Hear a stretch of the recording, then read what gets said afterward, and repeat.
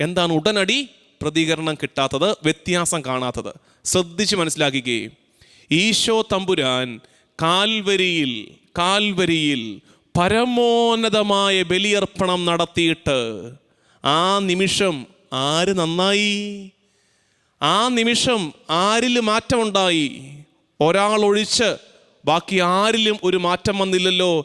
ശതാധിപൻ മാത്രമല്ലേ, ആ കൂട്ടത്തിൽ പാപികളായി എണ്ണപ്പെടുന്നവരുടെ ഗണത്തിൽ ശതാധിപൻ മാത്രമല്ലേ മാറത്തടിച്ച് നിലവിളിച്ച് പറഞ്ഞത് അവൻ സത്യമായും ദൈവപുത്രനായിരുന്നു? ബാക്കി ആരിലും ആ കുർബാന, കാൽവരിയിലെ കുർബാന, ബാക്കി ആരിലും ഒരു മാറ്റവും വരുത്തിയില്ലല്ലോ. അത് കണ്ടു നിന്നവരിൽ ആരിലും ഒരു മാറ്റവും വരുത്തിയില്ലല്ലോ.